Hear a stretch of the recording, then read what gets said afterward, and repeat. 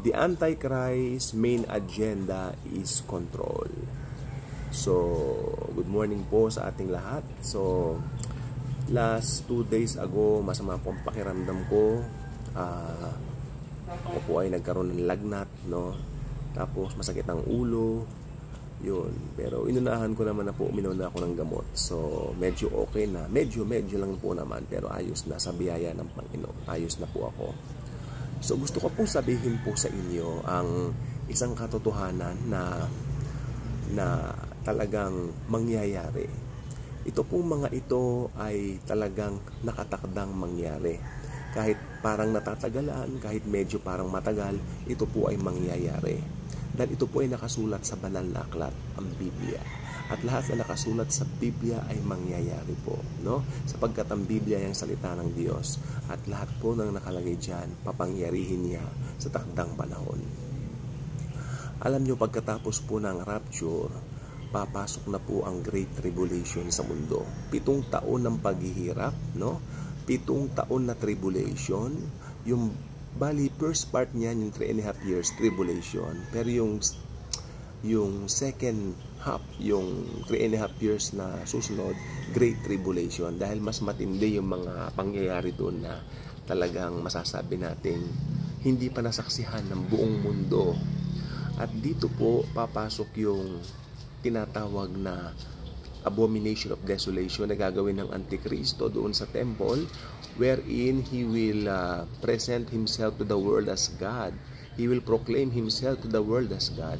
At dahil iyan nga po ang pangarap ni Satanas na kanyang papangyarihin, gamit ang puppet niya na Antichrist, ito po ay mangyayari. At pagkatapos po niyan, yung wrath of God ay darating na po sa mundo. Kaya napakahirap po ng mga panahon po na yon. Kaya sabi ko nga po, habang may panahon pa ngayong church age, this is the best time to be saved. This is the best time to know Jesus and to be born again, no? To know His love, His grace sa inyo. Hihintayin niya pa po bang mangyari po yon? Alam niyo po ba ang gagawin ng Antikristo? Mag-represent po siya ng isang term, control doon sa buong mundo na kanya pong piling niya, nasasakupan niya, syempre. Pero syempre ang buong mundo ay sa Diyos yan eh. Pero piling nga niya siya ang Diyos, kaya nga tinanghal niya. Eh sinungaling po siya eh, di ba? Eh meron siyang delusion na parang Diyos siya. Kaya ang gagawin niya, magtatakda siya ng isang regulation na kailangan lahat ng tao matatakan ng kanyang pangalan. Hindi natin alam po anong klase yon. Pero sabi ng iba, microchips implanted sa mga tawag dito sa kanilang mga kamay, iba naman sa noo, whatever, no? Pero importante tayong mga Kristiyano, hindi na po natin daranasin yan. Kaya pagdating po ng panahon na yon, yung mga ayaw magpatatak, kawawa dahil ipapahabol sila, papupugutan ng ulo. Pero biblically speaking, kung titignan po natin, far better na po yun, dahil kung talagang ayaw mong magpatatak, ibig sabihin na you'd rather be with Jesus rather than na magpatatak ng 666 sa temporary comfort. Temporary lang po yung comfort na ibibigay ng 666. At ang katunayan po yun ay ikaw ay pag-aari na ng Antichrist forever. Yun po ang masaklap dyan. Pag-aari ka na ng Antikristo forever. O should I say, pag-aari ka na ni Satanas forever. Kapag ka natatakan ka ng 666. Kaya kung sakaling nakapanood kayo nitong vlog na ito at naiwan kayo sa rapture, wag kayong magdesisyon na magpatatak. Hayaan nyo magpapugot na lang kayo ng mga ulo. Much better rather than magpatatak. Dahil ang totoo po niyan, pag nagpatatak na po kayo, no? Satan owns you forever and you will destined for hell forever. At pagka ayaw mo naman magpatatak sa kabilang banda, nagpapugot ka. Sabi ng Bible, maliwanag po sa Book of Revelation yan, na silang mga pinugutan ng ulo dahil kay Jesus. At alam niyo po ba nasaan sila nung sabihin ng talatang yan? Nasa kalangitan na po sila, no? At naparangalan nila ang Panginoong Jesus sa ganung pamamaraan. Yun nga lang po, dahil tapos na nga po ang church age, ay sariling dugo po nilang ibinubo nila dahil nga po nitong church age ay parang hindi sila kumilala sa Panginoon. Kaya ang tawag po sa mga ngayon ay tribulation saints.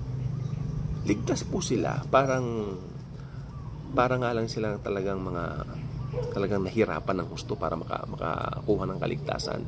Unlike ngayong biyaya time, itong church age na ito, sa panahon natin ngayon, napakaganda po. Hindi lang po napakadali, kundi napaka-convenient, napakagandang maligtas ngayon. Sapagkat maniwala ka lang sa Panginoong Jesus, ikaw ay maliligtas. Yan po ang sabi ng Bible at ang liwanag po ng Biblia sa usaping yan. Okay? At ang Bible po ay totoo. Ngayon, church age, believe in the Lord Jesus and you will be saved. Sabi niya ganon. Tapos sa aklat ng Ephesians, sabi niya ganon, not by works, but by faith alone, we must be saved. Sabi ng aklat ng Efeso. Ibig sabihin, pananampalataya lang po ang susi ngayong, pananampalataya doon sa ginawa ni Jesus sa krus ng Kalbaryo. Yun ang papanampalatayanan mo, namatay siya sa iyo. Ako nga po na may sakit ako, sabi ko, by His stripes I am healed. Kala ko nga po lalala po ako, pero hindi na po. Pagaling naman na po, pero medyo iba pang pakiramdam ko ngayon. Kaya mapapansin niyo po yung aking boses. Pero sa biyaya ng Panginoon, tuloy-tuloy na po ang paggaling ko.